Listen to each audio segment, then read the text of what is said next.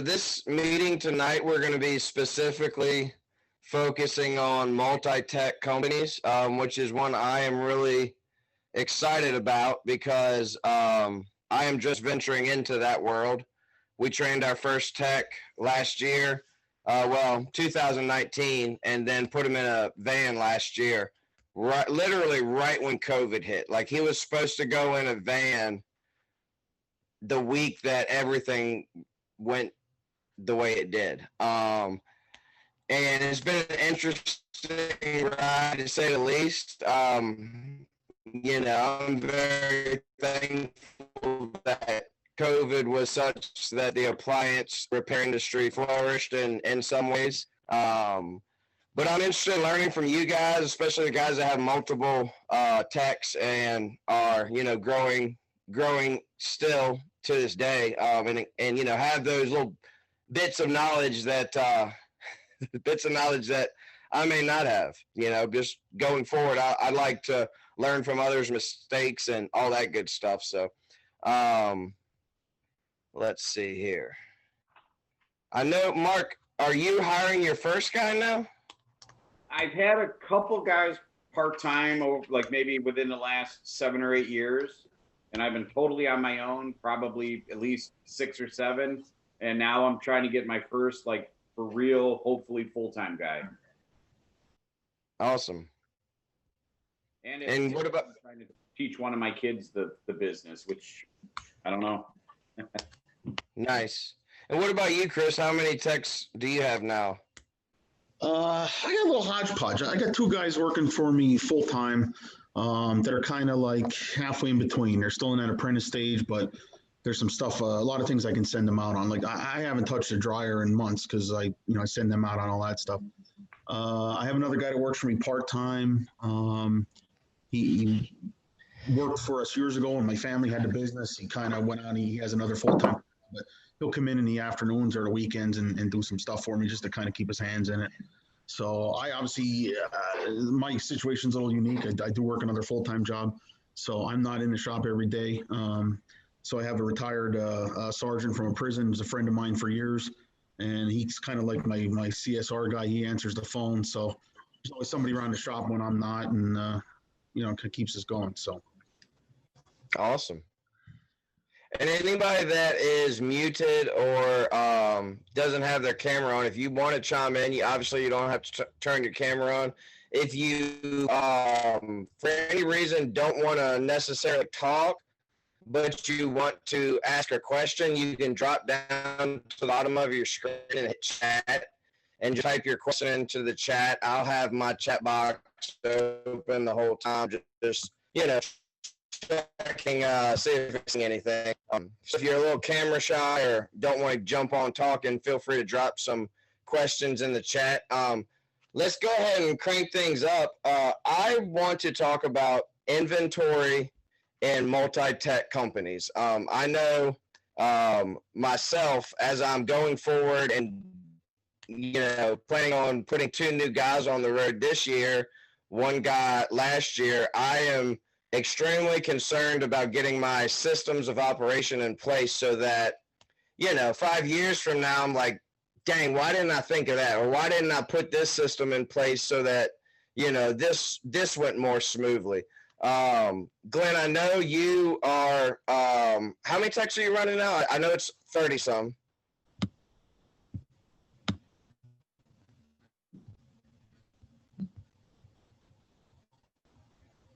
You're unmuted, but I can't hear you.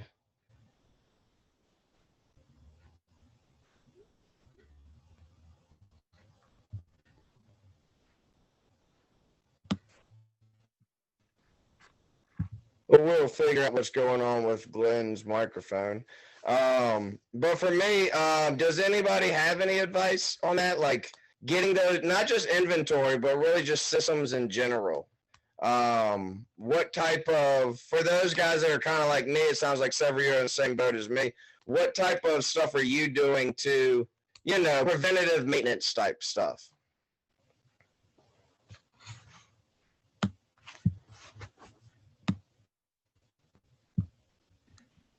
You talking like a full business system, or just something to keep like parts inventory, or? Parts inventory, any other systems you may have. I mean, we can focus on parts inventory for a while because I think that's super important in our business. I don't know if anybody's familiar with it. I kind of got stuck into a system called SwiftLink years ago, and probably since the late 90s. And it's a point of sale system. So all my customer records are in there. I have everything from back to like 1997. But unfortunately, I'm kind of married to it. They basically own that information somehow. So even if I want, like a couple years ago, we looked to switch just to QuickBooks, and we couldn't retrieve any of that information. Like it's theirs. So apparently, since they got bought out by Marcone a while back, they're coming out with some new system called ServiceWorks. It's apparently sponsored by or supported by Marcone, although I've got very little information on it yet. I put some phone calls in, got some emails out, and I got told we were on a list and we'd be contacted, and that was it. So my system's old. I'm interested in something new, but I don't know that I can ever get rid of this one because all my customer files are attached to it. So. And they're holding those files hostage? Pretty much. They say there's no way to retain that information. There's no way for me to copy it. We've talked to a couple other people, smarter than computers than I am, and they kind of said the same thing. I don't know if it's what the proprietary mumbo jumbo is there, and whatever contract we signed years ago. This thing we were a Maytag home appliance center. God, I don't even know how many years, but so when this first came out in the late 90s, Maytag pushed this SwiftLink system, and we got kind of just into it as our first computerized point of sale system. Everything was paper up until that point.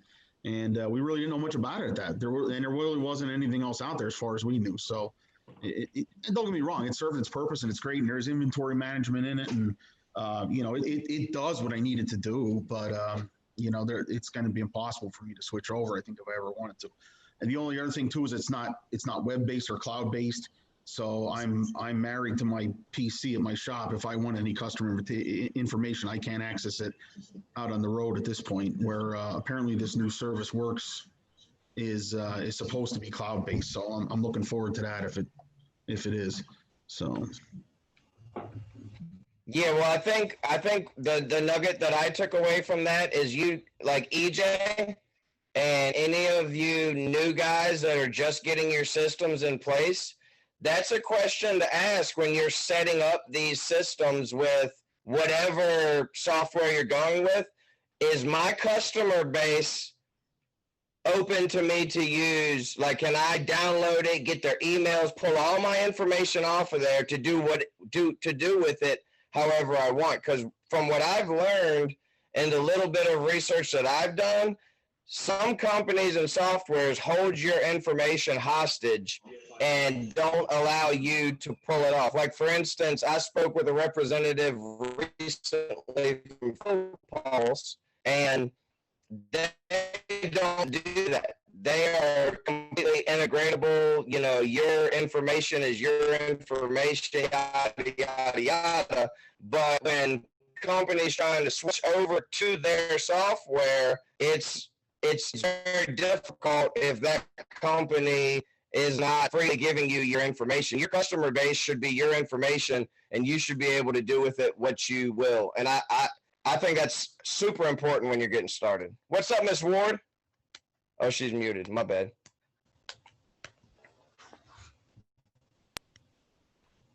I was going to give some input about that.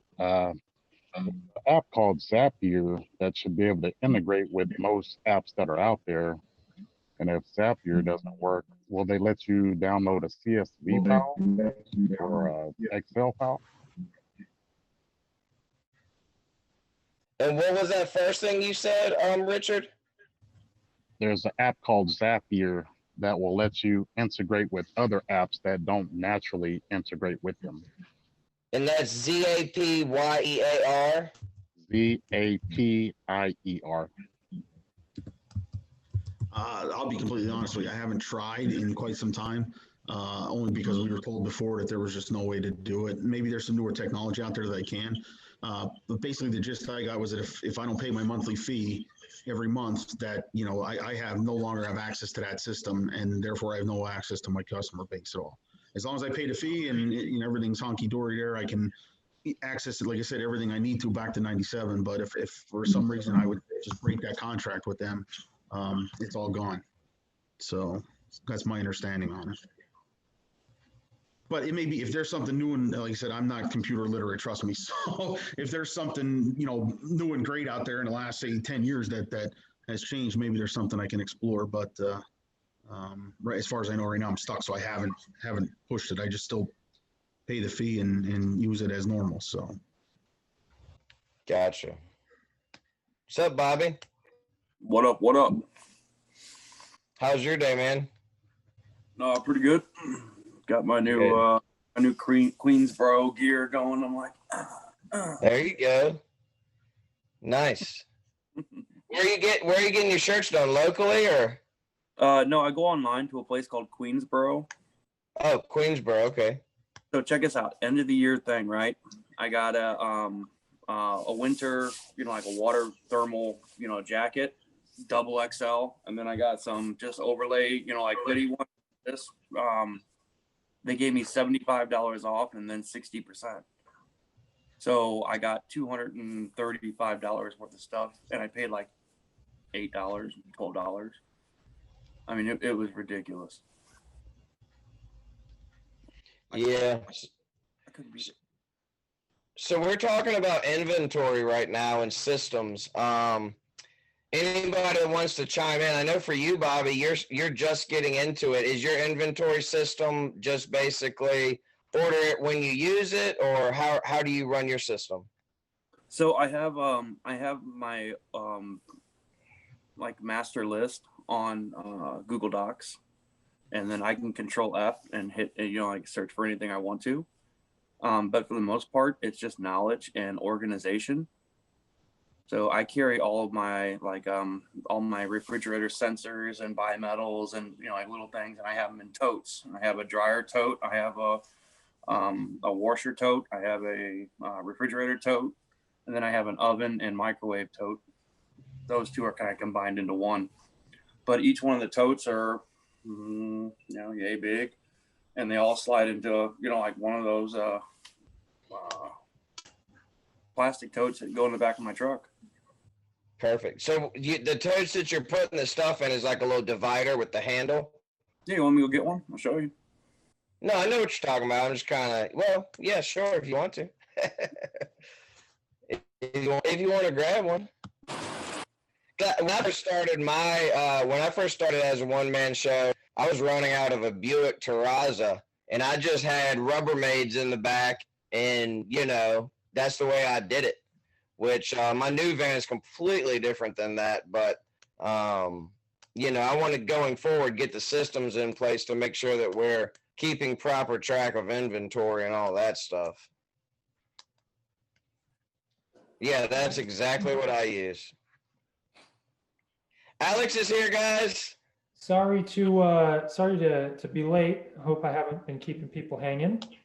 Hopefully TK's been telling enough jokes and keeping everybody entertained enough. What did I miss? What are we? We're talking about inventory and systems. Cool.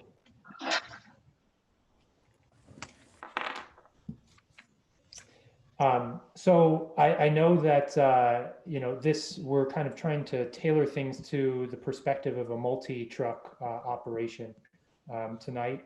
But I think that even if you're not if you're a single man operation or single truck operation, things can definitely be applicable. But bring me in a little bit. What kind of systems is it that you guys have been talking about, or what kind of systems? Systems can be a big topic, there's lots of sort of business processes that can be addressed with systems. So either what have I missed, or what are some of these business processes that you guys would like to utilize better systems to achieve? want Glenn to make some inventory, as I said,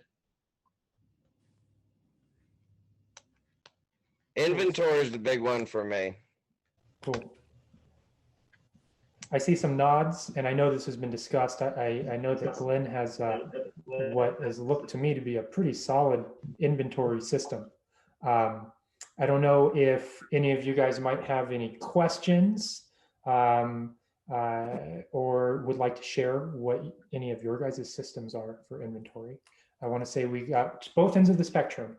We have Mark with pen and paper. My technique right now is my garbage can. At the end of the day, I have a tote in the back of my truck, and all the old parts are in there. And when I come home, I replace them with either stuff from the garage, or I call my distributor and replace them. So my truck is always fully stocked, but I visually see what I use every day. So I'm old school with that, but it works.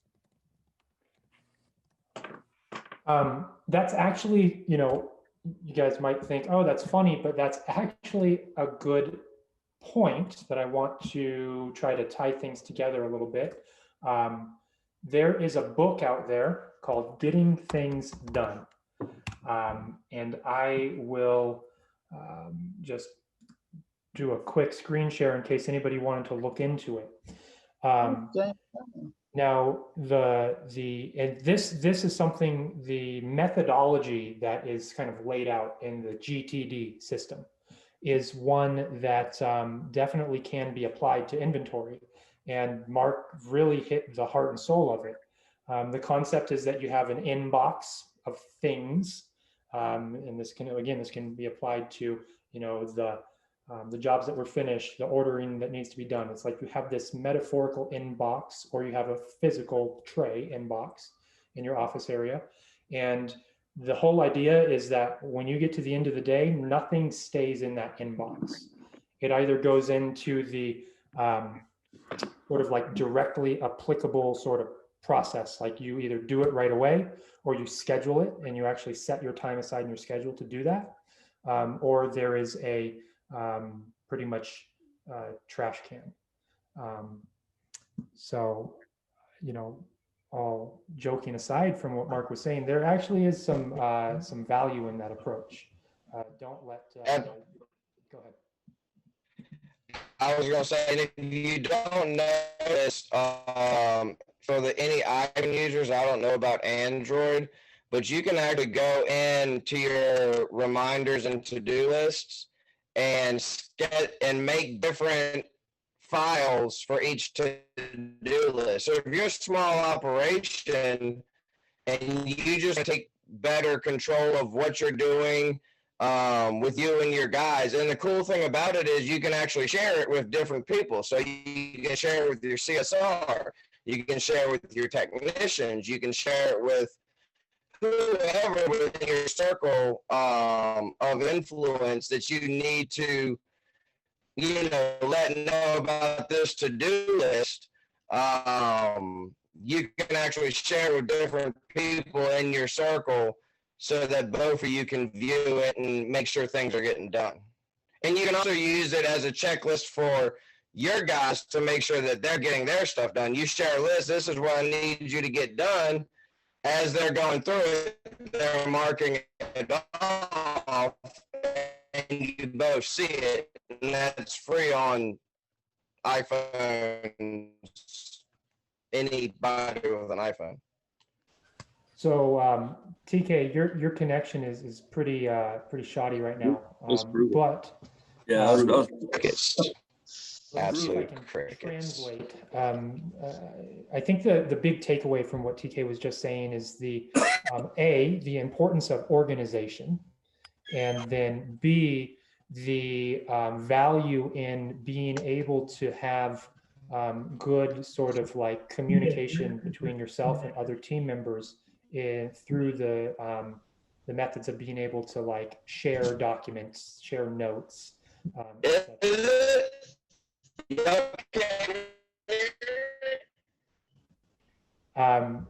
No, I don't think that yelling louder is going to make your connection. What was that? that sounds like Let's keep the ball rolling a little bit. I want to hear from more of you guys and gals about what are some systems that you guys have in place, or some approaches that you have for better inventory sort of management and control in your business.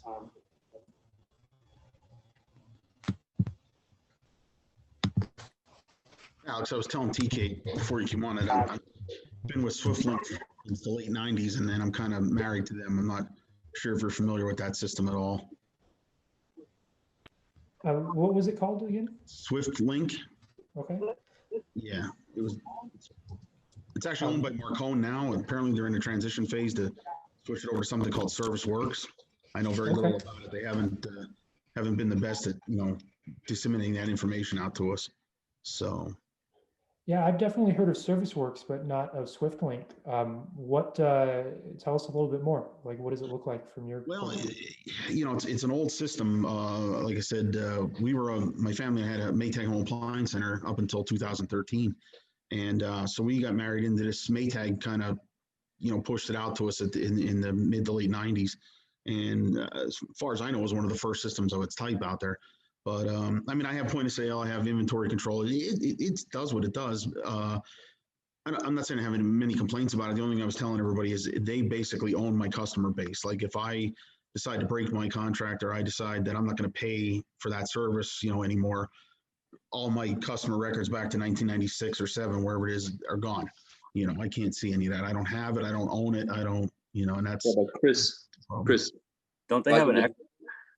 And just chime in for a second on that. Like, there's, I don't think there's any judge in North America that would allow that to stand. Mm-hmm. They cannot hold your data hostage. I mean, I host data, and there's no way your data belongs to you. Plus, who's responsible for it? It doesn't matter what the contract says. I know I write, like, I've written a lot of contracts too. Right.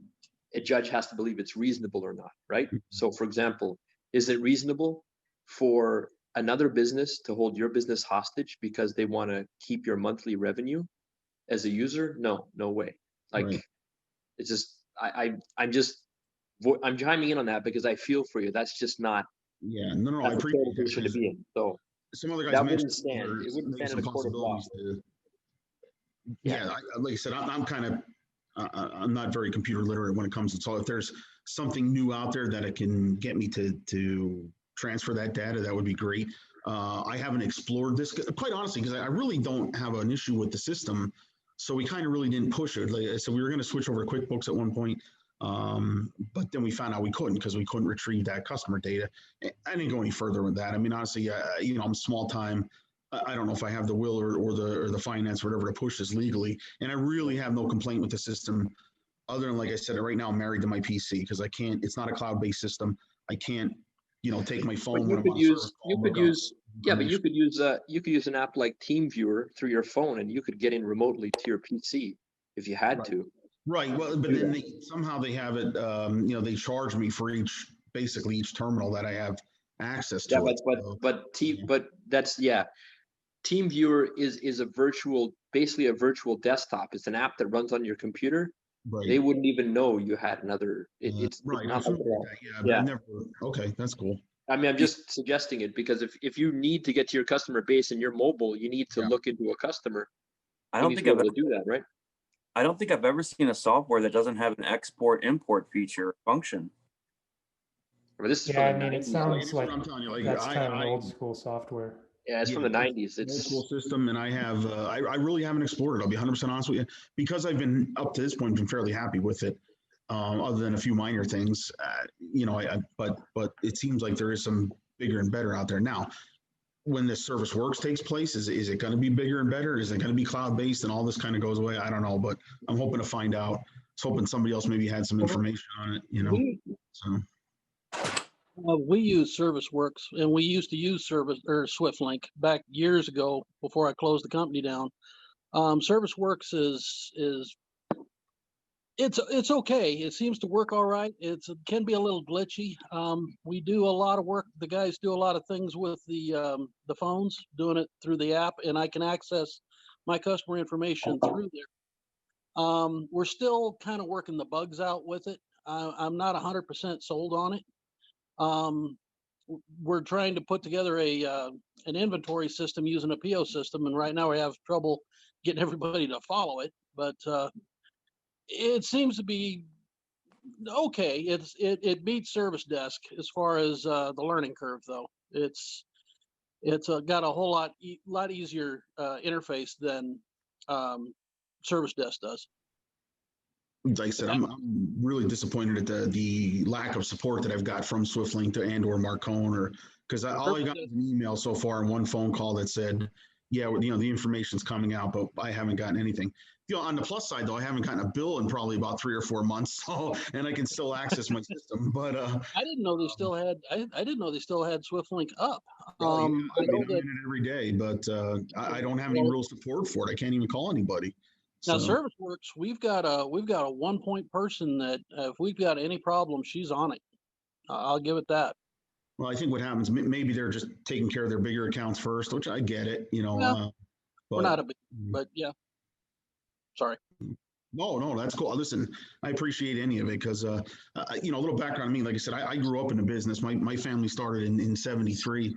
I came along 2 years later, and I grew up in a crib in the back of the shop. I've been carrying my old man's tools, but I had that comfort of having a full office staff. I didn't have to deal with the business end of it. I dealt with the technical end of it. Mm-hmm. And my mom retired in 2015. My dad's gone 10 years now, but I decided to go out on my own. I work full time in the fire department. I'm here now tonight, but I work shift work. So every 3 days, or when I work night shift, I'm in the shop. And so now I'm judge, jury, and executioner, and I'm really learning a lot about the business side that I wasn't familiar with. I was just worried about the technical side. So this group has been fantastic and really kind of rejuvenated me into, just kind of changing the way I do things. I was set in my ways a little bit. So this is one of the things I hope, by getting a different system might work out. So. Yeah, Well, if you have any questions, so go ahead. No, go ahead, Dan. If you have any questions about ServiceWorks, feel free to get a hold of us. Marion's my wife. She's also my partner, and she knows that system pretty well inside and out. If you have any questions about it or the differences between SwiftLink and ServiceWorks, like I said, ServiceWorks has got a pretty easy learning curve, so it might be something that'll work well for you. Yeah. And Chris, glad to hear that you're finding things valuable. So we've had a couple more people join. What we're talking about right now is we're talking about different inventory management systems, whether we're talking about pen and paper or whether we're talking about software. Let's hear from some more folks. Like, what are some of you folks using for your inventory management systems?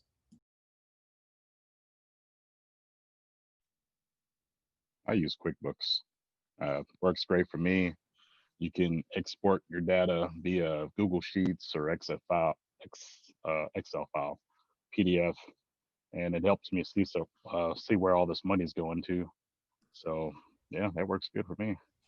Now, are you on, because I use QuickBooks Online, are you using QuickBooks Online or the desktop version? QuickBooks Online. Okay, and is it like an added module? I'm not familiar with inventory management. So what does it look like for you from within the QuickBooks platform? I've got the Pro suite or Pro level subscription plan, but I mean, you can make it as OCD as you want. So you'll pull up like your inventory summary, and I've got it broken down into dishwashers, electric dryer, electric oven, top load washer, front load. And you can make that as OCD as you want. Samsung dishwasher, you can go as much as you want. And it's got the SKU information, how many I have on hand, the asset value. I can set up a reorder schedule if I want to. It's pretty legit to me. Nice. And I'm curious, what does the sort of intersection look like between your inventory management and payment management system, which is QuickBooks? So obviously that ties into your financial reports, your profit and loss statements, everything. So what does the integration look like from that back end to whatever you're using for managing your customer database, scheduling, all of that kind of stuff? So that's kind of complicated because actually I use like a lot of automation in the business. So like 4 or 5 different apps. So I take a customer on one software and it throws all their information to like 5 other softwares. So I take payment through Stripe and sometimes Jobber because I'm using Jobber and Responsibid. And if I take a payment through Jobber, then you sync it to QuickBooks, and then I've got to go in there and say if I sell like a spray arm on a dishwasher, I've got to go in there and literally, click that spray arm if it's in my inventory. So it's not really, it sounds like it's time intensive, but it's really not. I don't know if that answers your question or not, because I don't really take the payment through QuickBooks. Yeah. Well, 2 follow-up questions for you. So I guess paint a picture for us. So your phone rings, hi, I need appliance repair service. Where are you putting that customer information in terms of their info and scheduling them for the job? Okay, so when the phone rings and there's a customer, it goes through an answering service, and they schedule my job for me, and I've got it kind of detailed for them, and then that goes back to Jobber, and then from Jobber, I take that information, and if I'm on the road doing jobs, I'll just convert it to a job. If I'm sitting here at the desk, I'll move that information over to Responsibid, and then I can see that, oh, that customer came from Google, Thumbtack, 210, Liberty Home Guard, whoever, and I can track that where I'm getting the leads from. So I can say, okay, this quarter I got 85% of leads from Thumbtack or whatever like that. And then that customer's data moves to Jobber, which is the CRM that controls the workflow. And then from Jobber, it goes on to the Google, to the review campaign software, to the direct mailing software, and a bunch of other stuff. Cool.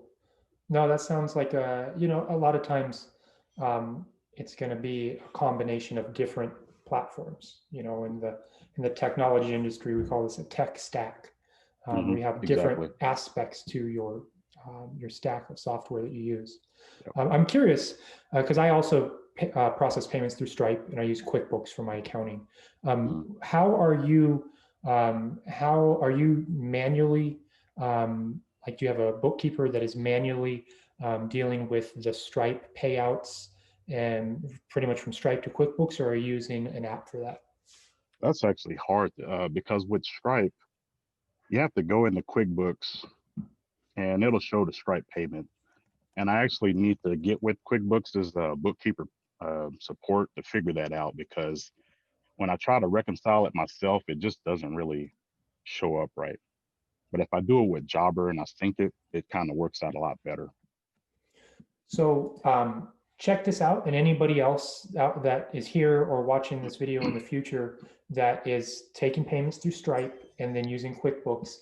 This is technically a QuickBooks app that I use, and this will automatically take care of Synder, SYNDER, will automatically take care of all of that sort of reconciliation. I'm not a big fan of the cost. By using Stripe, I'm paying 2.9% processing fees. And then it pretty much comes out to about 3.5% with the charges that Synder charges. So it's a solution for those that are using Stripe and QuickBooks and want to automate the reconciliation of that. There definitely are a lot more cost-effective options that I've found, but unless you have a lot of volume, the reconciliation from the payment processing or the merchant account into QuickBooks would be a manual one. But no, anyway, that's cool to hear about your sort of inventory management system and how that plugs into your overall, we'll call it business process systems. I don't know if anybody has any questions. Otherwise, let's keep going. I want to hear more from more of you guys on how you guys are managing your inventory.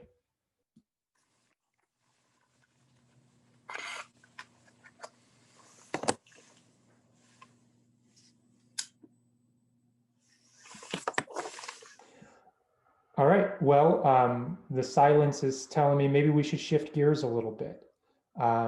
So I'll tell you how I'm managing mine. I use a combination of, I actually use Square. I use Square inventory through the retail option, and I use QuickBooks. The three apps I use the most are Square, QuickBooks, and WorkEase. And I use that trifecta to manage my business, my sales, and my inventory. Because my whole thing is really, I'm really big about automation, but I'm also extremely huge on data. So every move I make, you know, I use GTD to the max. I remember I read that book by Mr. Allen maybe about 7 years ago. Really good book, and really good author, great author. But that's basically what I do. And everything I use it for a specific reason. Like I use Square for a reason, I use QuickBooks for a reason, and I use WorkEase for a reason. But they work all well. They work really well for me. Awesome. Nice. I actually have a question because I'm noticing a pattern, and this pattern isn't something that I'm recognizing that I should be doing. When everybody's talking about inventory, which I don't really keep an inventory. I keep parts, but I don't really keep inventory of what I have. But I noticed that when people are talking about their inventory, they're talking about QuickBooks, they're talking about WorkEase and Jobber and everything. How does that?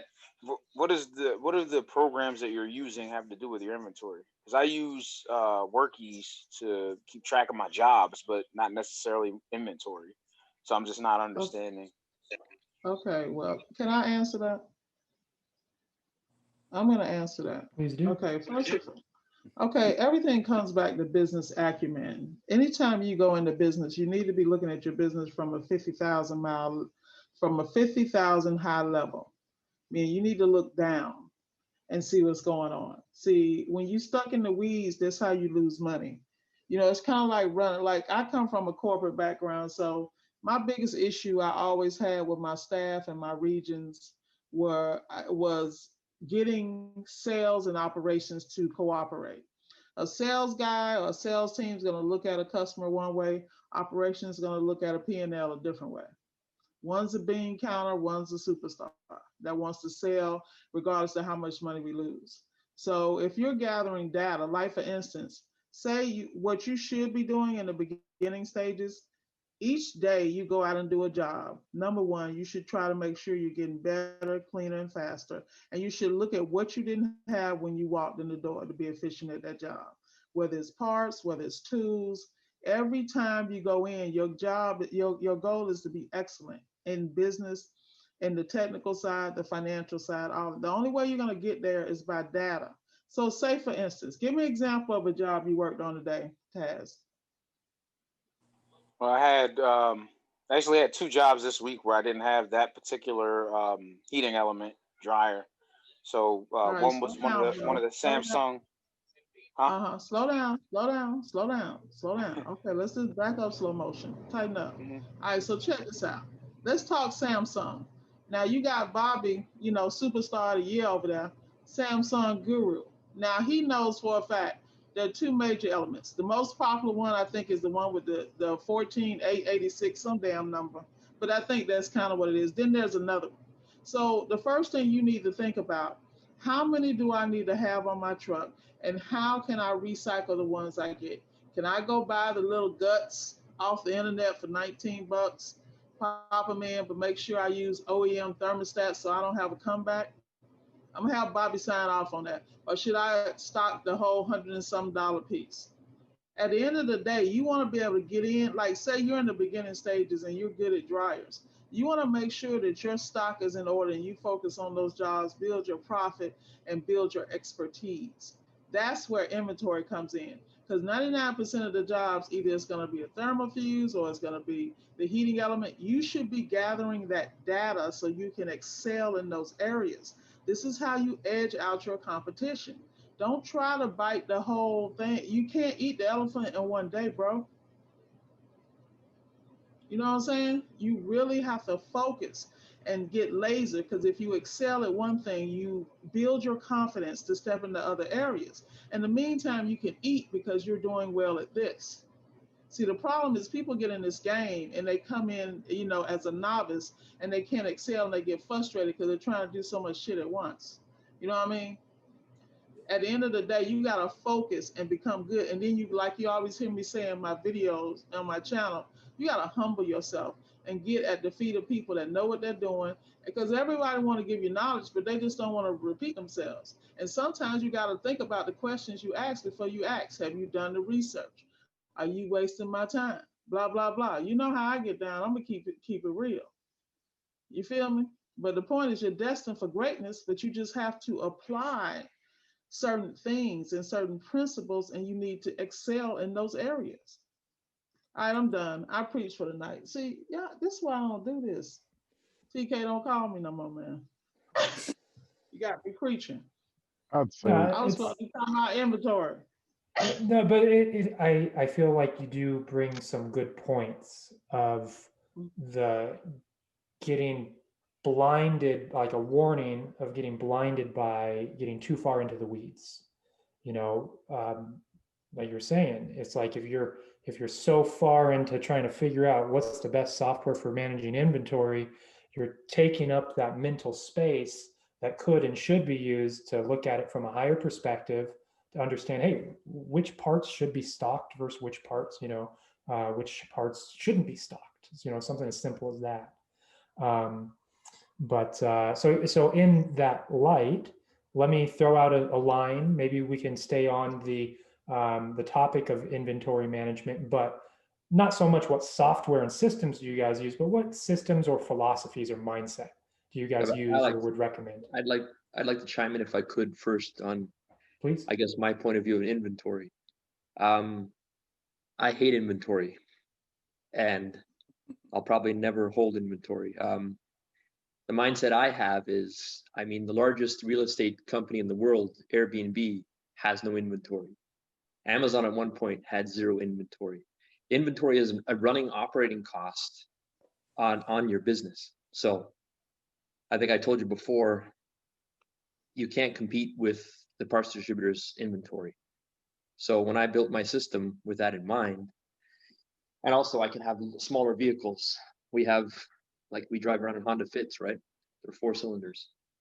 So all the techs, what we do with our system that we built is, as I told you before, we triage all of our work orders, the techs do. They come in to their tablets, and our system hunts each PD to see which one has inventory.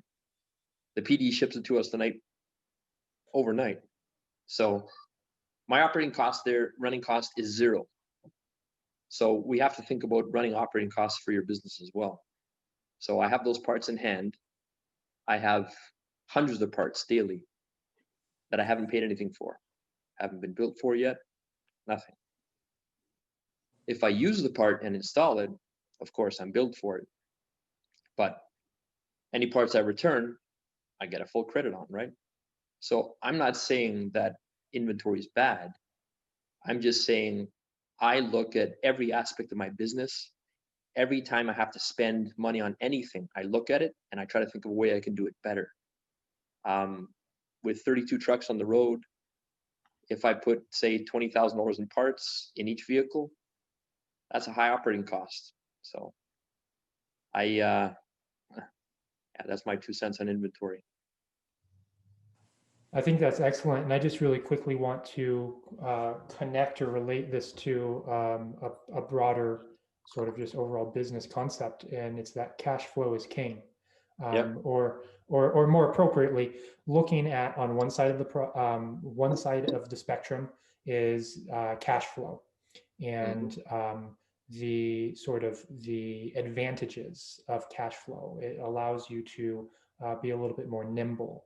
You can, you have the space to maybe take a little bit more risks with the business, as opposed to the other side of the spectrum, where it's, a whole bunch of inventory or long-term, like payment terms and whatnot. It slows you down in being able to shift and pivot and be agile.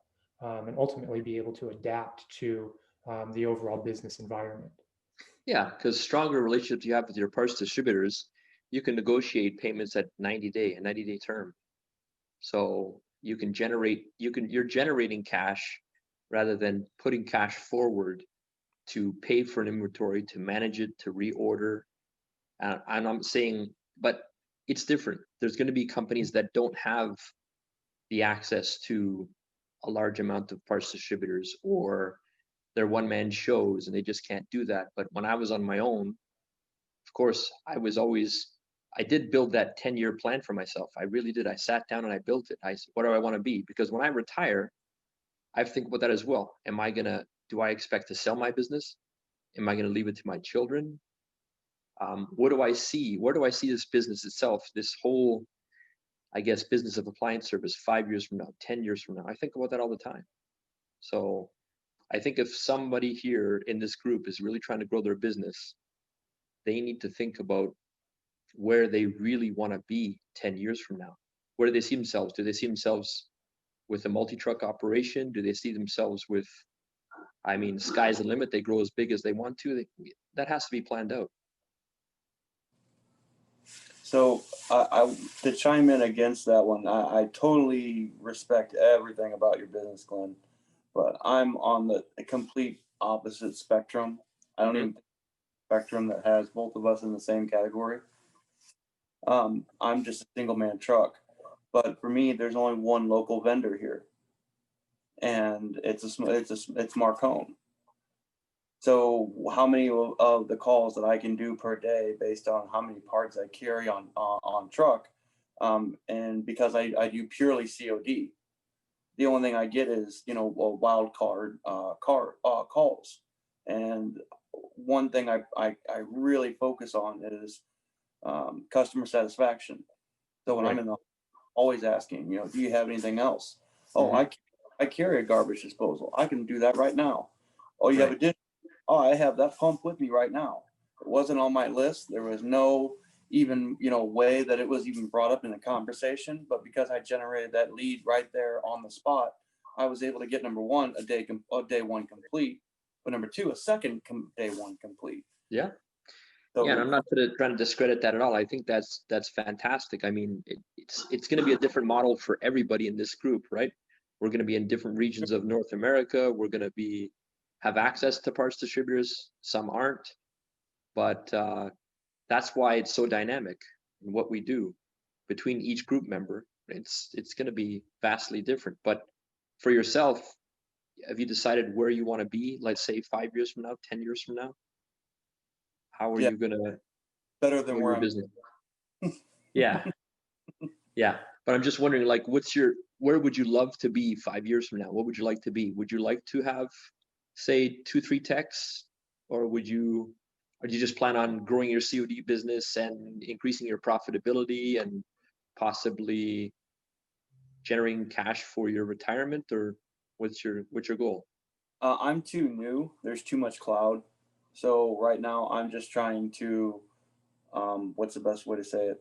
Focus in and find what I am. Yeah. And once I have what I am developed, and really established and set up, then from my foundation's planted, then move forward. Your thoughts on that? I purely love the COD. I did the warranty work for years. I just did. For me, for you have 32 trucks on the road, so you're running an average of what 240 calls a day. So for you, it's about volume. Where me, I'm running 8 to 12 calls a day. For me, it's about quality. So my PPC. We're at about 64% COD right now as of 2020. That's where our numbers were. So nice. The rest of course is warranty, but originally it was opposite. We were 60-70% warranty and 30% COD. But you have to make that switch, because you and I both know the manufacturer will flood you with calls. If your service levels are good, they're going to flood you, right? And that's a problem, because too many warranty calls, not enough potential for COD. But we had to make that switch ourselves to try to drive more COD business by turning down some of the calls we were dispatched, right? You're just using the warranty work as filler and for the availability, tech support, and part structure. Parts warranty, free referrals from the manufacturer, also Right. training for the new techs. I mean, newer techs, you may want them to do a simpler warranty call than you would in one of your COD customers, right? Sure. Yeah. Well, it's interesting to talk to you guys because there's so much difference between all of us. I mean, it's pretty amazing. I talked with a guy down, and he's on a coastal area, and for him, it's all about pumps, drain pumps, Wow. pumps, every kind of pumps, and it's like, well, you don't think of it, here in St. Louis, but yeah, you guys probably get a lot of sand in your washers and everything else. I don't have that here. Someone got sand in the pump. I'm like, how the hell did that get there? Yeah, where's the beach, right? Right. I want to quickly draw a connection to something that Bobby was talking about, how for his business model, the customer satisfaction and being able to provide that customer satisfaction through having a part in stock, being able to make identify a helpful upsell, that kind of stuff. He's not able to do that unless, as Ms. Ward was saying, you're collecting or paying attention to data. That can be experiential knowledge, the data that Bobby pulls out of his head. That can be, the spreadsheets and the hard data that Ms. Ward collects. Not saying that either of you don't do the other, but just trying to, in order to make educated decisions on what you're going to do and how you're going to move in a certain direction with your business, you need to be basing those decisions on something concrete. Again, whether it's spreadsheets or whether it's experiential knowledge, it still is forms of data. Let's open it up. Let's kind of open it up a little bit. Anything you guys want to talk about, the floor is yours. Have you guys been running into oven glass doors just not available in LA? No one's making it. They discontinued it. There's no cross, no color, no nothing. Bob, I just had one for a Frigidaire. I ended up buying a used one off eBay. It was just nowhere to be found. So I found a decent one on eBay, and I told the customer I'd get you one, but it's used, and they were okay with it. And we made the repair. But yeah, it was. I was surprised. I couldn't get it anywhere.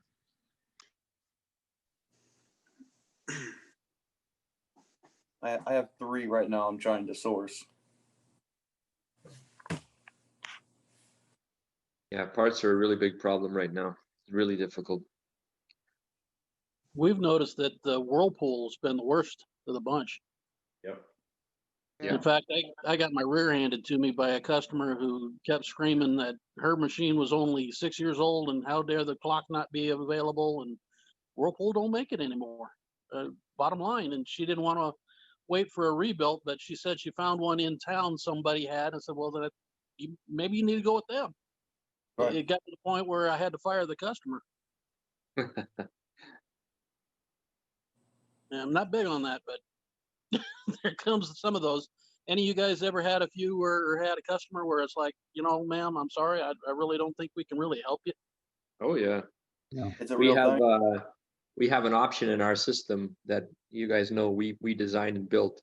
We have a blacklist. So we blacklist the customer, and it's funny because blacklist them for various reasons. Sometimes they just refuse to pay the repair for whatever reason, or they do a chargeback on their credit card after we've done the repair. And sometimes they'll call back in later, say 2, 3 years, 4 years later, looking for service. And as soon as they enter the telephone number or the address or anything like that, it comes up on the screen. This customer is blacklisted because of X and X reason. And that's an uncomfortable discussion for a CSR, right? With the customer that's been blacklisted. But I was wondering what did your CSR tell them, They put them on hold, and they go and speak to their customer service manager, and they say, well, what do I do, right? I got this customer on the phone that, and sometimes we've had a couple of customers that have said, okay, fine, they pay us what they owe us. And we go back out in good faith. And sometimes if we're lucky, we don't have a problem with them again. But sometimes I've noticed, I talked to some friends that own businesses in other cities, and it seems like, just been my experience, that the larger the city, the more difficult the customers can be. So I don't know Oh, if yeah. you guys experienced that or not, but like one of my other locations, it's in a small town, and these people are the nicest customers you could ever wish for. But in Toronto, they're horrible. You know, they're horrible. You could Yeah, and then there's also certain areas in some of these big cities. We used to do work in Phoenix, and there were some Yeah. areas I just cut out the zip codes. I was like, I'm not dealing with that anymore. Right. Yeah. Okay. I'm glad to hear that you experienced that too, and it wasn't just me. Yeah. Hey, we can. That's kind of why. I'm sorry. No, go ahead, buddy. No, I was just saying it's kind of why I've been kind of avoiding certain types of customers in certain areas. I really kind of like to deal with businesses. A large portion of my work comes from property management companies, landlords, and uh, people who own like businesses where they sell used appliances and stuff like that. They'll send me out to a customer. But yeah, I try to kind of avoid the everyday person calling in, because I feel like they give me more hassle about calls than the property manager would, or somebody like that. All right, Taz, you started it, man. Let's bring it up. Let's talk about slumlords. Yeah, and really quick, just bringing in that kind of that marketing perspective. Put yourself in the other person's shoes. You know, where do they live? What are the challenges? You're going to deal with that with people in a certain, we'll call it, socioeconomic area of a city compared to others. Yeah, the slumlords, or the people that are, it's a tough area to kind of think through or talk through, but the people that are struggling to, make rent for the next month, versus the people that are in their second home. You're going to experience very different mindsets coming from them, depending on their situation and where their head is at. All right, so I have a company out here I do work for. The company's name is Fixly. Has anybody dealt with them? No. All right, so they own properties nationwide, and according to them, they have over 13,000 properties, and they seem pretty big. So when they set up, and I agreed to do a net 30 with them, and this started in I think I ran my first call for them November 3rd, and now it's January 14th, 13th, whatever, and I have not received 10 cents from this company. Wow.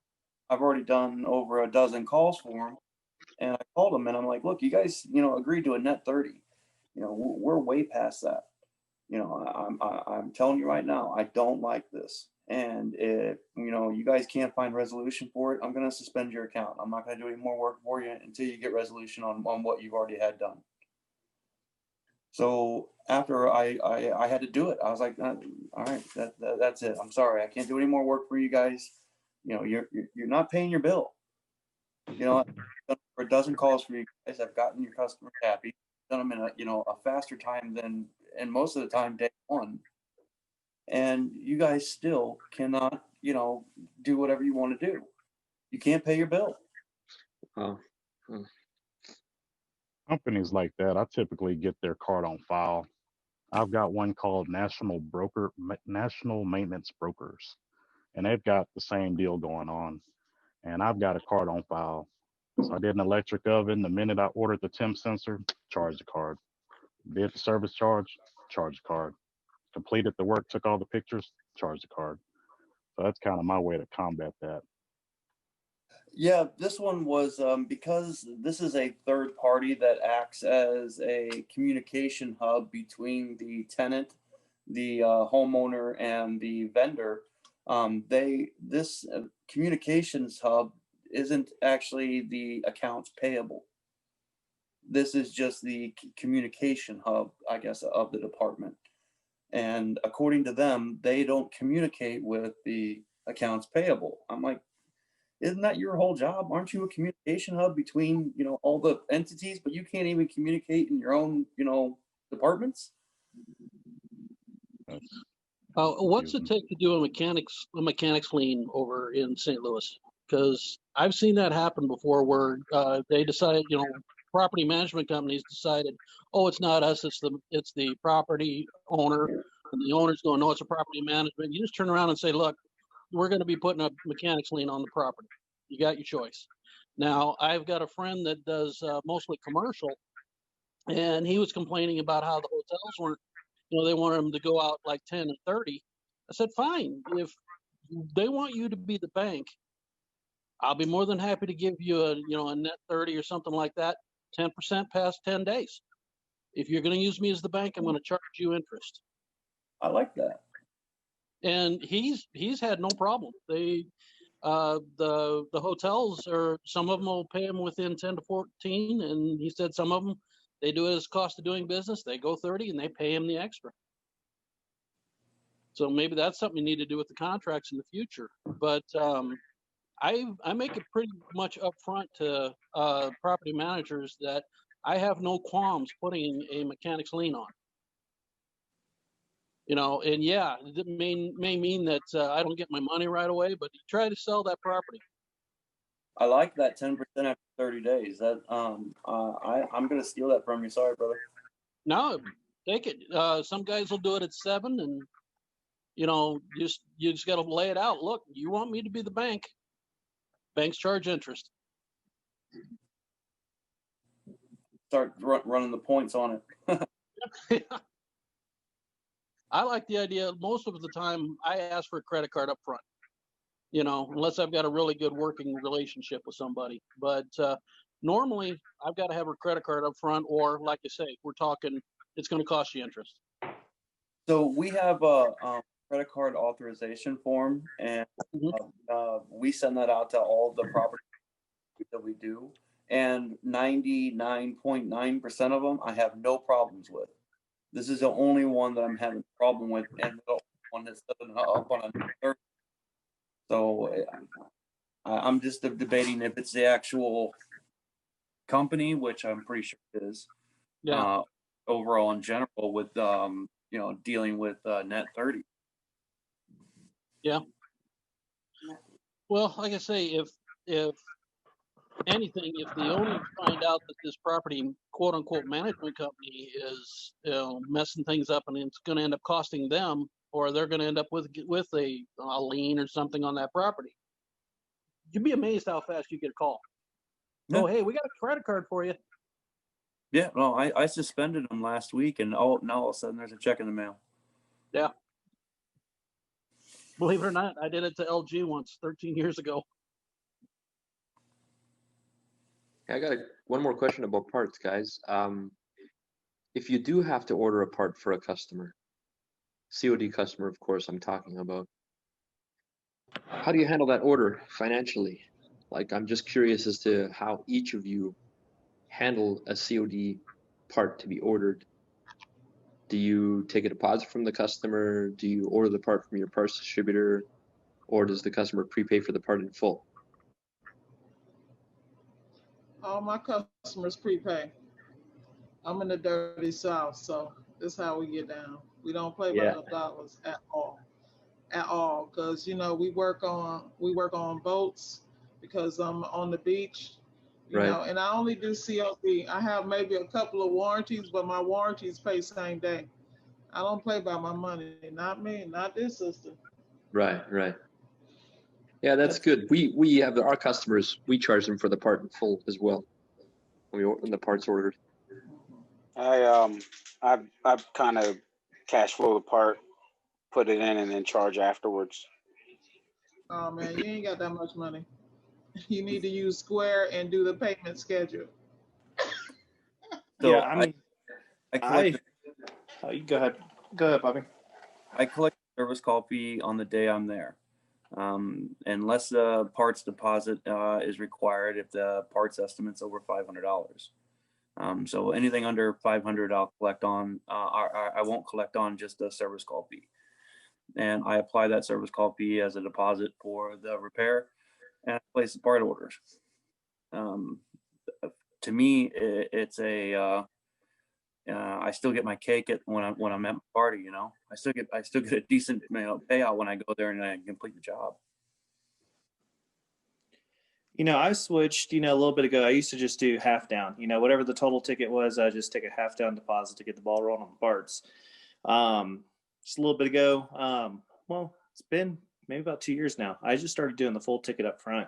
I was tired of dealing with property management companies, or they're like, hey, I'm just going to my house, get it fixed, and the paying party wasn't there. And then I'm having to try to track down and, try to get the money and stuff. I do credit cards. Credit cards are so much simpler for me. So it's like, look, if I don't do the job, you can do a chargeback on the card. It's guaranteed, and I don't have that issue. Customers pay it. There's places that want to, collect the credit card fee right up front for the diagnostic or the trip charge. I don't do that. I know that turns off a lot of people. Whenever you're on the phone, you're like, hey, give me your credit card. I have an $85 trip charge. You're going to pay that up front just to get on my schedule. But I haven't had issues. It got rid of a lot of running around chasing for that extra half down. At least in Texas and Colorado on the mechanics lien and stuff like that. On my HVAC side of things, you can do it because it's fixed to the home. Whenever it gets into the appliance side of things, it's not a fixed, item in the home that you can't put a mechanics lien on the property, at least on the residential stuff, so that's also another thing. I had customers that wouldn't pay, and I'm like, oh shit, I'll just chalk it up and just go down the road for the next. And I was just kind of tired of dealing with that. It's like, up front, here it is, the total ticket's $350. Give me your credit card, we'll run it for the $350. And I haven't had issues with it. I've had some that are like, well, I've never had to pay in full. It's like, well, you order something off of Amazon, you don't have the product, it gets shipped to you and you get it. You have that backing through your credit card company. That's one way to do it too. So that just shows us like how different our markets are. And sometimes it works for one person, one market, and other times it doesn't. So we got to do what works for us, right? Yeah. It helps out on cash flow too. Yeah. I mean, that's one big thing. Sometimes, the parts are more than your labor, so if you're doing, half down, you're really not getting the whole thing for parts and stuff. So it's kind of helped out the cash flow, a lot, just getting it fully taken care of. 95% of my business is COD based, and I have a branch in Denver and I have one in Las Vegas, and both, are fine doing it that way. Yeah, cash is king. Cash flow is so important to a small business. But doing check or cash, it wouldn't work. It wouldn't work that way if I'm saying, hey, give me cash for the full amount. It's mainly just because, I'll take, credit card is, how I want to accept payments. So they have that backing. So I guess they feel a little bit better that way too, instead of cash or check. Right. I do it the same way. Everything up front. I started that because when I started, I didn't have anything. And there's a few times I didn't do it that way and I got burnt. So I do have occasionally the customer that says, I've never paid anybody for anything I hadn't received yet. And I said, well, it's not that I don't trust you. I've had people not pay, not let me back in their house, get somebody else to do it. And I'm sitting here with a part. I said, check my reviews. I come back. Occasionally I do a refund if I misdiagnose. I try to not have too many of them, of course, but I do the same thing. Now, do you guys require a signature upon authorization, or do you go by, verbal agreement? For the card? I do signature for what exactly? Like signature for authorization. So, okay, I ordered EVAP motor, Samsung, $190, leak kit, $28, whatever. And give the customer an estimate, $440, 12 cents, whatever. They approve it, you come back, and then they hit you with the, I didn't agree, that was my wife. She didn't agree to that. I'm here now. Yeah. I'm saying I do that with, oh, sorry. No, I was just going to explain that we had a lot of that. So that's why when we did code for our system, we have a COD customer. The first thing we do is we do a diagnostic. We work on flat rate fees, probably just like you guys do. So we do our diagnostic first. As soon as the tech finishes the diagnostic and finds the problem with the product, we write up a tech report and we secure the diagnostic payment from the customer. Once that's paid, then the technician does up an estimate for the customer, right?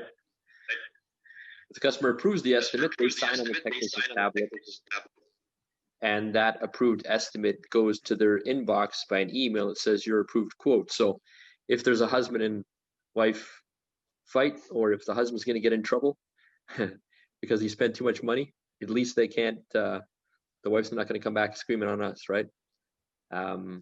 If he declines the quote, he gets a declined receipt right in his inbox with PDF with his signature. If he approves it, then the system charges him for the part in full on the spot. So if we do have to order a part, the technician is leaving with a diagnostic payment and the part's paid in full if he doesn't have the part with him in the truck.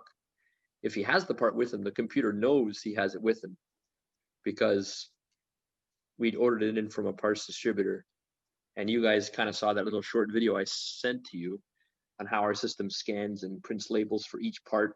Each part has a unique identifier. So the system knows every part each technician has. But if the technician has the part with them, the system will not charge the customer for the part ahead of time because he's about to put the part in. But before we do any job, it has to be approved and the customer has to sign as approved first, and then the technician will put the part in. So I've used CDA, I've used Rossware, Service Desk, right. you know. So are you doing like a part assignment to that ticket for that part, and then no matter how that ticket is resolved, there has to be a status on that part to be able to identify if it was used, if it was returned. So it categorizes it into a technician profile for that day. So you already know, okay, he's got to return these, and these have all been used and can be billed for. Well, the logic behind the system is, so for example, technician A, service call comes in for him. In Canada, we use postal codes, right? But I'll just call them zip codes because everybody here is, I'm the only Canadian, right? The calls are assigned by zip codes to the technician. So amongst all the techs, they service the areas, it's assigned by zip code. It's all done immediately. Technicians have to triage their calls, is what we call it, to pre-ID the parts they need, right? We, then the computer will amalgamate all the parts that need to be ordered. It will check with each distributor to see which distributor has stock, and it sends the order to the distributor. Parts come in, the technicians have to actually receive their parts. So the system, once the parts are scanned, it assigns it to the tech and assigns it to the job, right?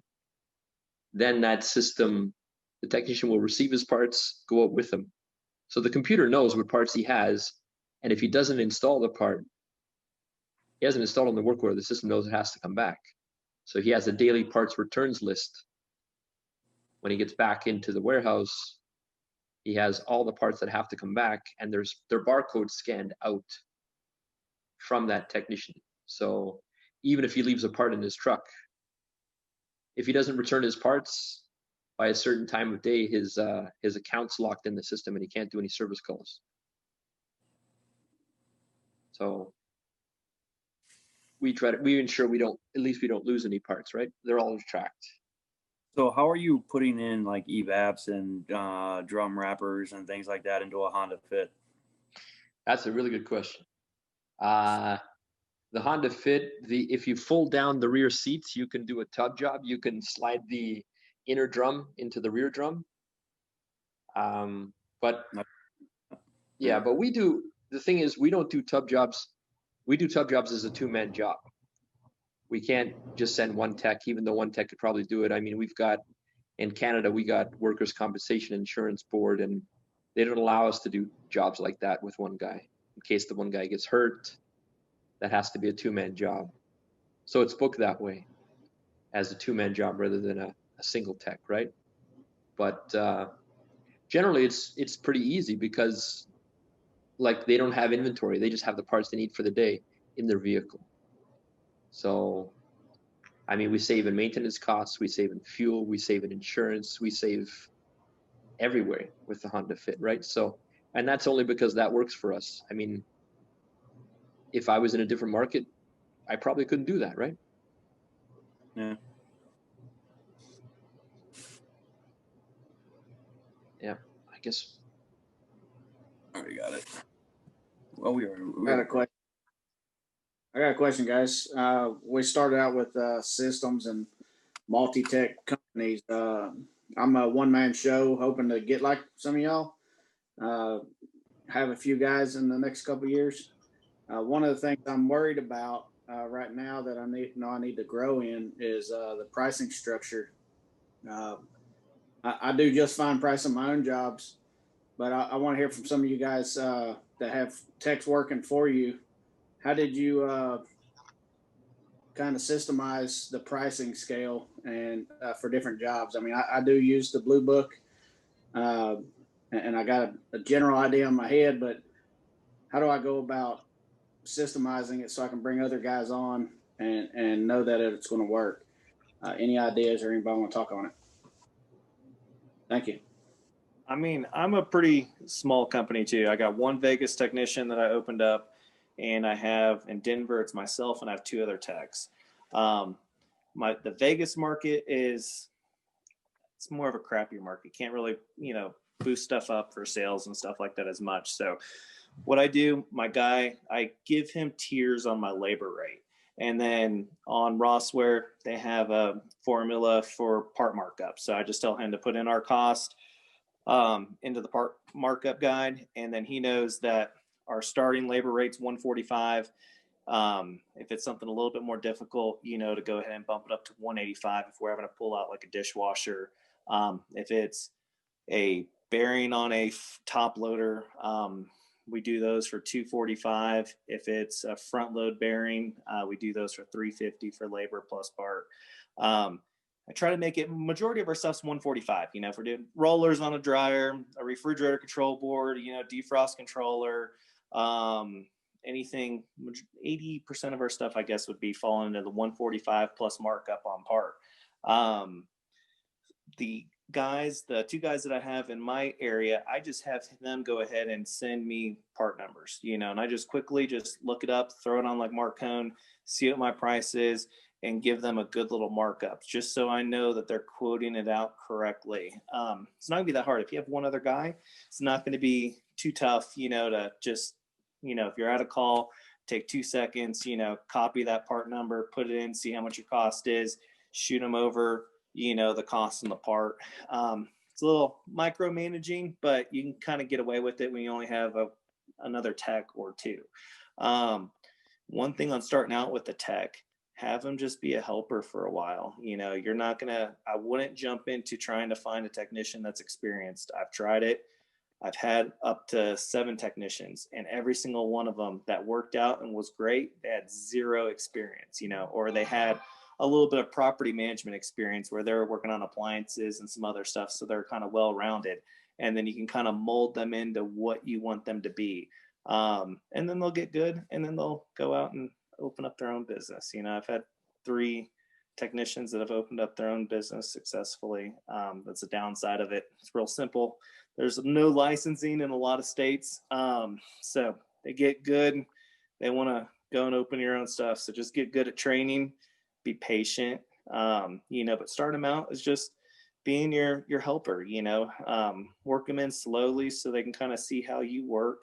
And then you can kind of kick back, and some calls that you're comfortable, like it's a dryer belt, you've done a few with me, run in and do it while you sit in the truck and wait for them to come out, and you just slowly just walk them into, the industry, and then just kind of keep up on them. That's what I do on my 2 guys, which one's my brother-in-law and one's my father-in-law. So I've kept it family over here because it's easy to depend on people, and their family. They don't want to let you down. So that's another thing, that I've had to deal with, with a bunch of other technicians that I've dealt with, I kind of grew too fast, and then I kind of scaled back down, and then I'm just starting to gradually grow back because I grew fast with warranty companies, which is the wrong thing to do. And now I'm just starting my COD base and just growing from there, you know, and I'm finally I need a fourth tech, but we'll get there eventually. Nice. I think that's can you guys hear me okay now? Yeah, Yep. go ahead. Hey. Awesome. I just want to say, if you're ready to hop off, we totally understand. For those that want to keep going, we can keep going. But I think that would be a good segue to start talking about training technicians. What is everyone's experience? This is obviously the multi-tech owner roundtable. So I'd like to hear everybody's experience on training techs, a little bit about mine. I hired my first guy last year and it was awesome.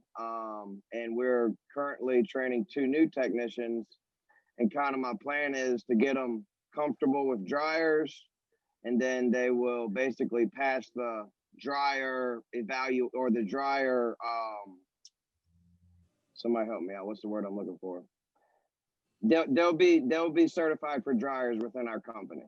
And then once they're certified for dryers, they'll be certified for washers. And every single person in my company will be a full line technician, but they might not make it, you know, they might be dryer, washer, and range for a little bit while they're still learning the others. One of you guys walk me through kind of your training process and how you take a completely green guy who fumbles with a screwdriver to having him, you know, go in and knock out a call and you're not worried about it. I mean, one way that I start out with, you know, for instance, my father-in-law, because he lost his job with COVID. So I, you know, got him brought on. He's not the most technical person at the very beginning, you know, so I had him running with me for a few months. And where I started out to kind of where I can utilize him a little bit is certain diagnostic calls that I knew that he would be capable of, or that I know that I can walk him through. You know, if it's a no power on a dishwasher, you know, it's like, okay, let's see what we could do to make him kind of useful where he can be with me also, but also on his own.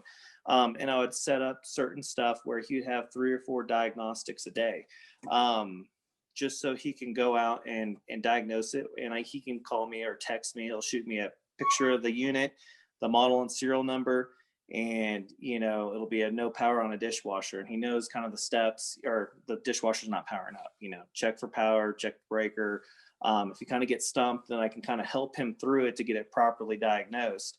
That seemed to kind of help it where he didn't know fully everything, or he might not know how to pull everything apart, but he knew how to properly give me enough information so we can get the diagnostic 100%.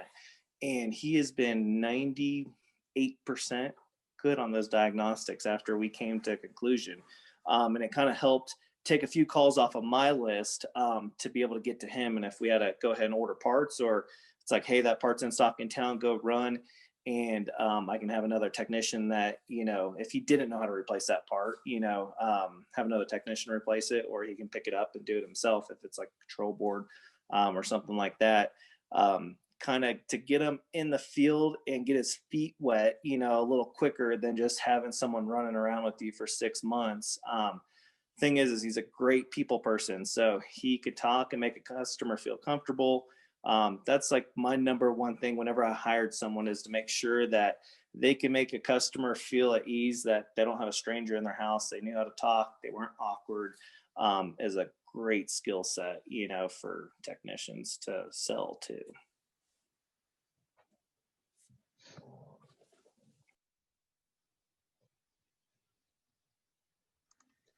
Does anybody else want to chime in as far as training goes?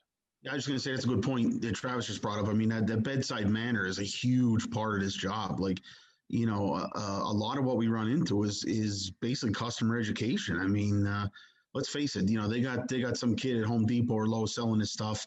You know, he's never even did his own wash at home, but he's selling Mrs. Jones a washer, and she has no clue how to use it. So, you know, you have to have that ability to have good customer service. Not only does it maintain your reputation, but helps you get the job done. And I try to instill that in my guys constantly. Just advocate for the customer, advocate for the appliance, but have that good bedside manner. I think that's super important. So. Yeah, I gotta agree. A lot of us know guys who have no business picking up a screwdriver, but man, the customers love them. Yeah, you're right. You're right. Got a question for you guys. Can you hear me? Yep. Yes.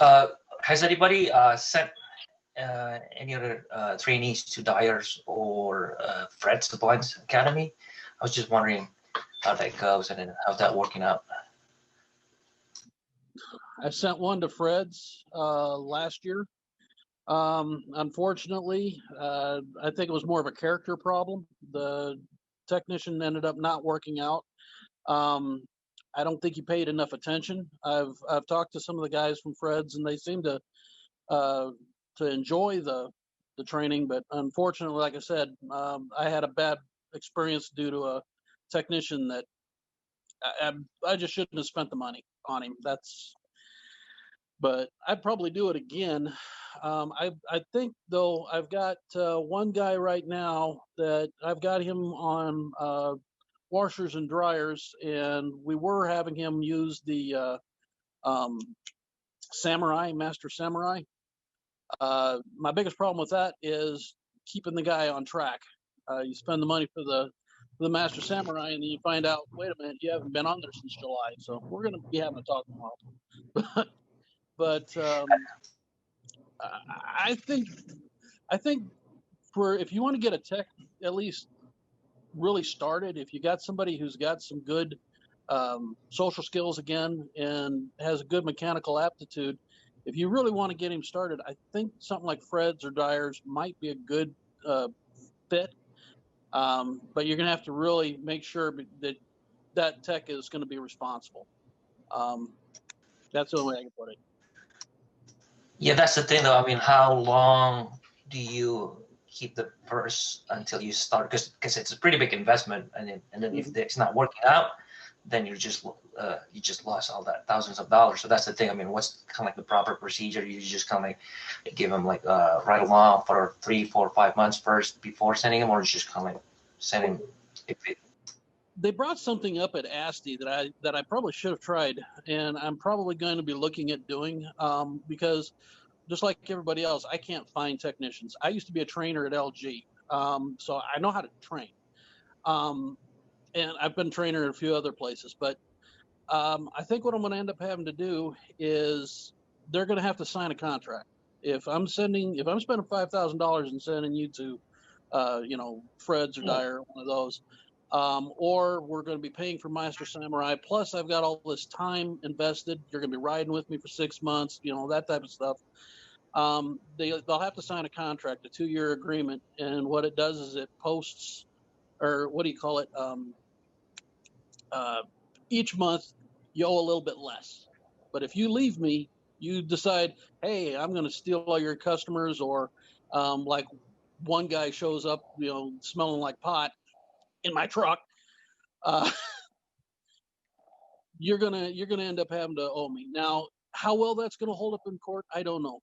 But I know that at ASTI, there was a few people that said that that's what they did, and it's worked out very well for them, because then the customer or the technicians got skin in the game.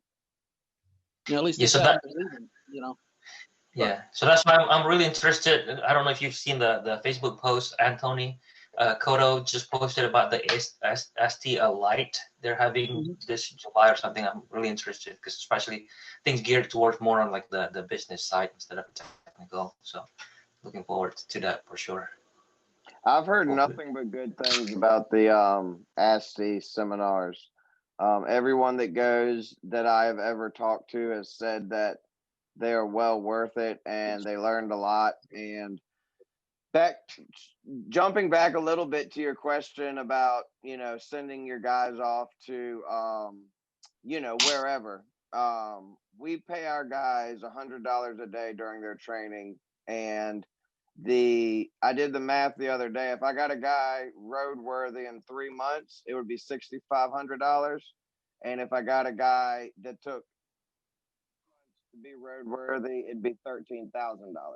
The difference between Fred's and any other, I'm not going to use the names even though I already did. The difference between what I'm doing with my guys and sending someone to those places is I am training my techs to do appliance repair the way I want it done, and that's important to me. At the end of the day, I don't want guys going in doing it some other tech's way of doing it. I want them doing it the way I want it done, and that's worth it to me to invest in that, to have a good technician that's going to make me money in the long run. That makes sense. Well, not only that, TK, is like you're spending that money, and that's only giving them a certain amount of building blocks, to learn appliance repair. They're still going to have to jump in your truck, and you're still going to have to train them. Those courses aren't that long. They're not going to know everything. It's not going to be a seasoned tech the second that you get out of that course. It's kind of like just going to HVAC. They're going to give you the building blocks and a little bit of know-how, on how to fix something, but they're still going to have to jump into a van and still physically learn how it is in the real world and not just a lab environment, saying, oh, here's a dryer with a bad motor. Let's go ahead and, learn how to disassemble it and diagnose it. Stuff's still different when it's in a laundry room. You got to worry about, scratching stuff, also moving stuff around.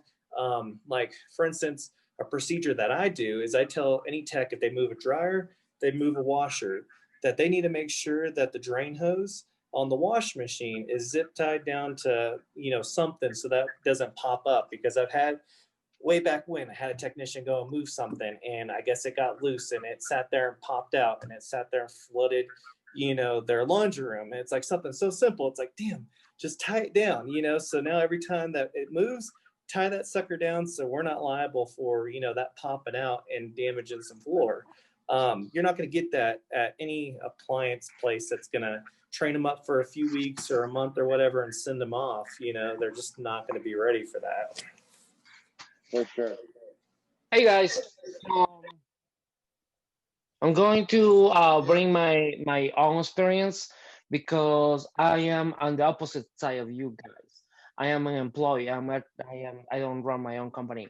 I am an employee. When I started, and this company that I work for in Wisconsin, they sell appliances, new and used ones. So we have a shop. They start me going into deliveries because they want me to learn how to get the parts installed. Because eventually I was gonna go back, and if I needed to take it apart, I knew how to put it back together. Then I was working in the shop, with washers and dryers. That was my main thing, just learning how to disassemble, take it apart, make some diagnosis on my own. But it was at the shop, and I always have someone with me, like telling me what, like what to look for. Eventually, I started going to customers' house, but someone else was already there before and make the diagnose. So I was just going to install the part because at that point I was already knowing how to disassemble some of the dryers and how to put it back together. So it was easier for me to go into the next step. And gradually I was going some diagnose on dryers and washers again, and I was going back doing a follow up with the repair. Again, same thing with dishwashers. And as you guys know me, I've been asking a little bit because I'm still learning. And just so I used to just go and install the part because someone was behind me doing the diagnose. Same thing with refrigerators. Eventually, I learned a little bit of, I'm still learning, of course, like everybody else.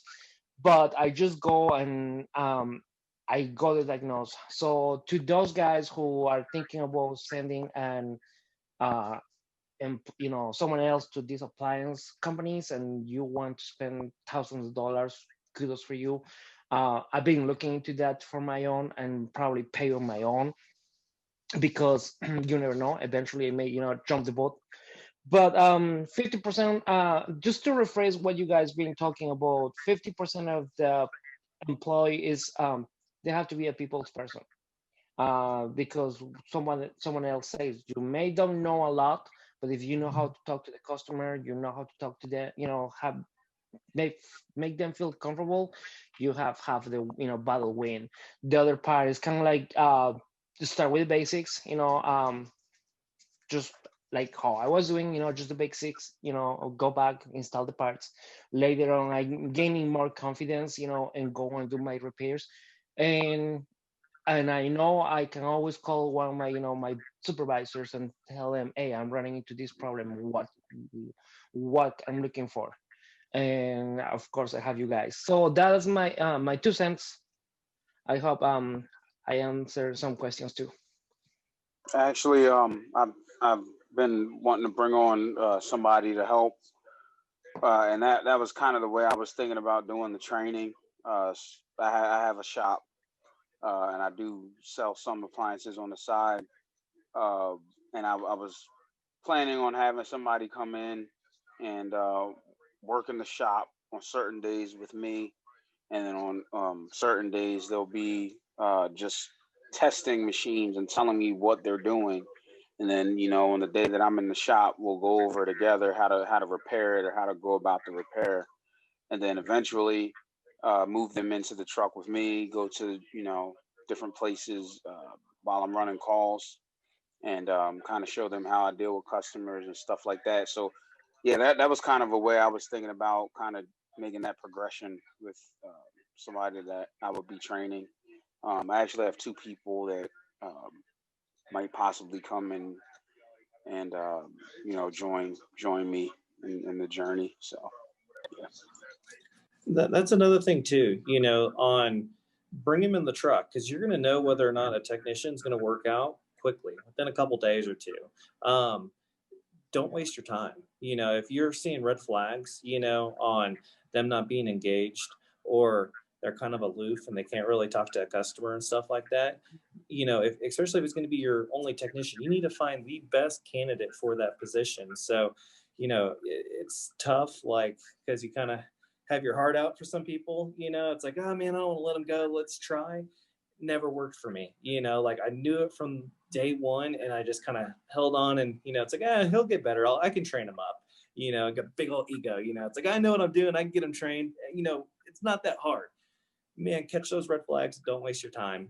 Especially when you're small. You need to get someone that's reliable. If they're a little late, they're going to be a little late a lot of times. And of course, rescheduling customers and stuff like that, that's not going to fly. So if they seem like they're really not too mechanically inclined, like they're really not kind of grasping, how to use a hand tool and stuff like that, at least for me, I don't have the time to sit there and train you how to, turn a wrench, at least need to have some basic, tool knowledge and be able to use a wrench just so you can, get them out in the field where they can help you or help you in the shop.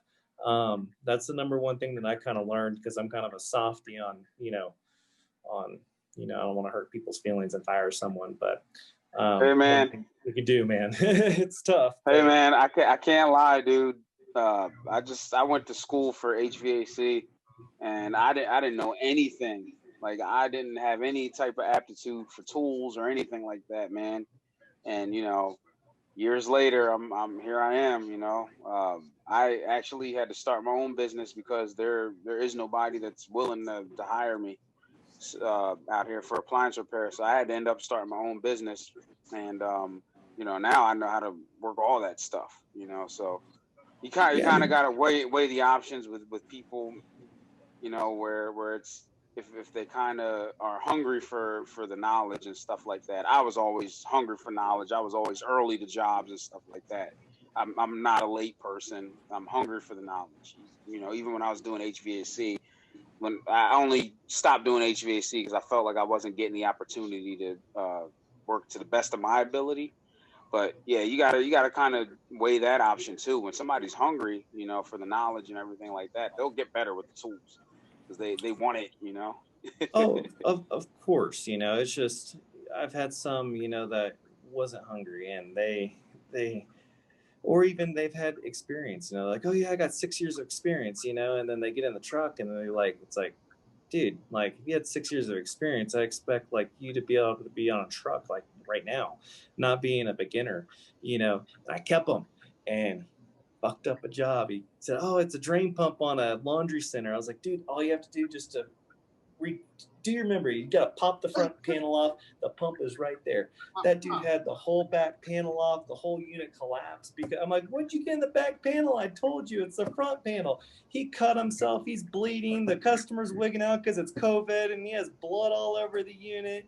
It's in a small itty bitty condo and stuff. And I sat there and ate the call, went, picked the unit up, brought it back to my shop because I had to lay it on its front panel just to put the unit back together, you know, straight, because it's stacked, and just cost me a big headache. And it's your name that's on the line, you know. So that's what I'm saying. If you're going to be small, just be picky, because, you know, these guys, they can tarnish your name quick, you know, or just get you some bad reviews right off the jump, you know. And of course, it's so hard to get those customers to leave the good reviews. And of course, you piss off the customers, they're going to leave a review on every site that they can find, you know. And that's the only thing, man. Of course, reviews is so much, so you can be picky in who you find.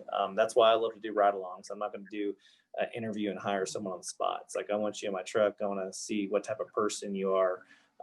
You know, you kind of gauge a person on, is he, you know, telling stories and telling lies, you know, they're kind of catching up, you know. Within a week, you'll know. Sometimes within a couple of days, I've realized, like, man, I knew you was going to work from like 2 days. I need to start trusting my gut and stop being so soft and giving people chances. You know, it's my business and my name on the line. Maybe a little bit of word of advice, you know, just at least of what I've ran into, because it's so tough to find technicians. So tough, you know. I've hired probably about 12 technicians since I started in 2015, and man, the only ones that have really worked out were, you know, either friends of the techs, or like family members for me, you know, I've gotten lucky with, you know, and I can count on. I got one guy that was in Vegas, man, that I got so blessed with, you know, because he is, I mean, the perfect tech. He's responsible. He's all for growing the business out there, because we just started in July. He's like, look, I'll do this, this, and that, and this, and that. You know, perfect employee that I don't mind, you know, sitting there and compensating for the efforts that he gives, because he gives me well over and beyond. And I wish I could find more techs that are like that care, you know, because a lot of them don't. They just want a paycheck. They don't care. Well, that's the question there. Where are you finding these techs? I've been having trouble even getting anybody to even think about becoming a tech, but they, you know, they want to either be a shop tech or they want to be a parts person or whatnot. But to actually find someone who wants to be an in the field tech, they're hard to find. They're extremely hard to find. You know, I searched for about a month, and the main person that came across that caught my eye is he had 5 years of experience in apartment maintenance, working on appliances and just doing some odd end things. And being that he was in Vegas, we just did a couple Zoom meetings, and everything. That was the first one that I hired before I did a ride along with him, but everything kind of seemed perfect. I flew him out to Denver to do training, you know, and then I brought him back, and, you know, he's great on knowing a schematic, kind of walked and did training on how to read a schematic, and he calls me for help, you know, and, or does Google searches, and he's done a good job. You know, this stuff's not very hard, but if you have a knowledge and you're going to be a great asset to that technician, he can be helpful for the company pretty quickly. You know, of course, you're going to have to know strength and weaknesses. I got one tech that he loves replacing parts because he loves not having to think about why it broke, you know, right now. So I send him out on parts. He figures it out and gets it fixed. Got one technician that's opposite. He loves to, you know, he's a people person. He loves to go ahead and diagnose stuff and he'll do, you know, installs too, but that's his strength as the diagnostic portion of it. So if I know some parts might have to be ordered and stuff like that, I'll send that tech on out, you know, and he's really good about selling the job because he's a super good people person. So he helps the company out in that situation. So of course we all want a well-rounded tech that can do everything, sales, parts, you know, everything, but when they're new, find what their strength is and try to utilize that as best as possible until they get more and more knowledge to be more and more well-rounded. You'll be surprised. You can have someone with you for a few weeks, 3 weeks, and you can start to send them out on a couple calls here and there, and then they grow their confidence, and you can know how to manage them, better and better on sending them on what calls, like dryers, dishwashers, simple. I'm not going to send them out to a no cool refrigerator, but I take those calls, or doing compressors and evaporators. I still do all of that. I haven't trained any of them yet. Want them to kind of gradually learn instead of jumping in and saying, all right, let's learn sealed system today. Well, I guess my big question is, where are you finding this pool of people? Family is one, because my brother-in-law works for me, my father-in-law works for me, and then I just found someone. I did two. I did just the job places, just to throw ads out. I think I did, Craigslist too, and then I did. It was a while ago. A couple job boards, that they reached out and sent resumes. Beforehand, there again, it was people that I just threw out job posts on Facebook and stuff and said, hey, if any family friends, know someone that needs, some work and wants to get into it. And I had really good luck, just kind of friends of friends, that said, what, hey, I do need a job. I'll be down to work. And some of them don't work out, some of them, it's just not the field. Their brain doesn't work that way, but, you just kind of move on and catch the next one. But, when I got up to 7 techs, it was mainly like friends of techs too. I kind of did that same little network, where it's like, hey, we're hiring, reach out to your friends, throw a little Facebook post that we're hiring. And then the technician kind of knows, like, oh, well, hey, this guy, he kind of bounces around job to job. You kind of get a little bit of information, right up front, that I've gotten lucky. But it is hard to find techs.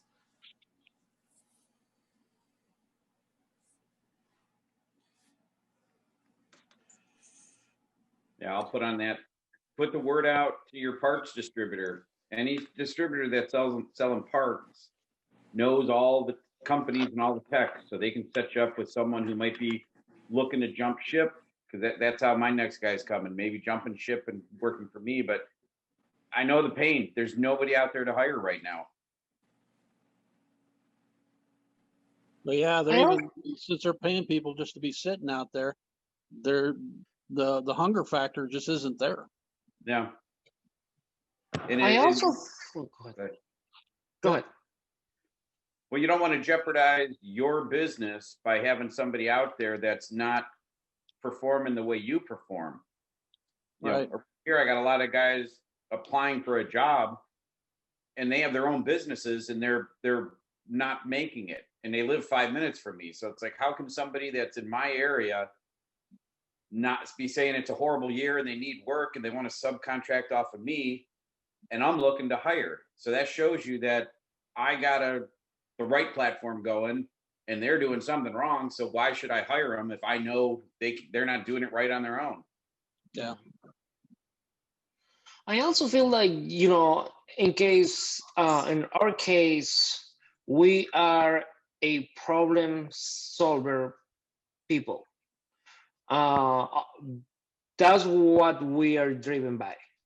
So if you, again, just kind of my own opinion, if you are posting something in Craigslist or Facebook, something like that, that's one of the things that you're looking for, someone who is problem solver oriented, that has that mentality, and I think that can also should be one of the first questions, like put them in a scenario, like you have this, just not knowing nothing. It doesn't have to be appliance related, any normal living conditions, you have this problem, what will you do? And if you give you like, let me think about, that kind of tells you that their mind is not like oriented towards finding something wrong and finding a solution. Like the technician people, we're like, well, if I have this problem, I can fix it this way or that way. And then, the other set of skills that they're needed, like you like, fixing appliances, so taking stuff apart, putting back together, replacing parts, stuff, the other thing. But the mentality, it should be like problem solving.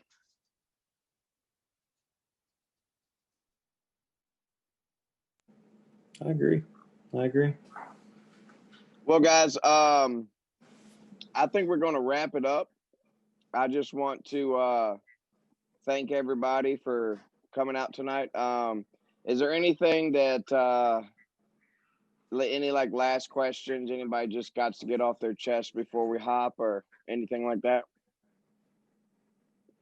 Now's your chance. Hey, I just want to ask Travis actually, because is it okay if I contact him? Because I'm actually planning to move to Vegas from San Francisco Bay Area. I just want to ask him a couple of questions about how the market there, if you don't mind, Travis. Yeah, what's up? Appreciate that. I mean, you don't have to do it right now because I know it's not likely. If you're planning on moving, if you're planning on moving from San Francisco or Las Vegas, go to San Francisco. Las Vegas, the one thing that I've dealt with, with that market on getting it up, off the ground, is it's a lot of work. I feel like there's no middle class there. He's either working on mealy or sub-zeros, making really good sales, or he can't sell a $200 repair on a dryer on some rollers. The market is kind of, it sucks. So it's just it's either low end or high end. Yeah, it's just because there's no like the middle class. There's not enough of them out there, so there's not enough people that are wanting to sit there and go with their pairs. They would rather sit there, I guess, and gamble or whatnot. That's my toughest thing, because I don't want to do warranty. I just want to do COD, and that's our hardest thing, is to find where we're just doing too much running out for diagnostics. Or people are running out doing really cheap. My diagnostic fee in Vegas is $45, and that's to try to get us in the door, is just ridiculously low. But that's what the market is, there. Every market's different. Of course, San Francisco, you're going to be dealing with a lot more high-end units and high-end people. That's where you're going to make your money. So, Vegas is cool and all, but the market on the appliance side of things is kind of a bummer. I really opened up that branch because my mom lost her job because of COVID. So we opened that, and then I have an amazing technician that I wish I can woo him to move here to Denver because he's that good. But he wants to stay in Vegas, and I'm just kind of trying to figure that out as we go. I'm trying to get the higher end clientele, because just the average person's, it makes no sense, on some of the tickets that are low, and they're not even going with their pairs. Yeah, that's a tough one, man, for sure. Well, I would say definitely you two should link up on Messenger if y'all have if you have more questions, Hendra, for sure. Yeah, I'll do that. Yep. Because at the end of the day, we're all here to help one another, and I appreciate everybody's time tonight. We will be doing the same thing next Thursday, and if anybody has any specific, I think next week is going to be single tech operations. So anybody here that is a single tech operation, or if you're a multi-tech operation, you just want to hear what we talk about, absolutely come. And we'll be here the next Thursday, same time. And if you have any questions or specific topics you want covered next week, just drop them in the chat group. And if you're not in the chat group for some reason, make sure that you message me and let me know.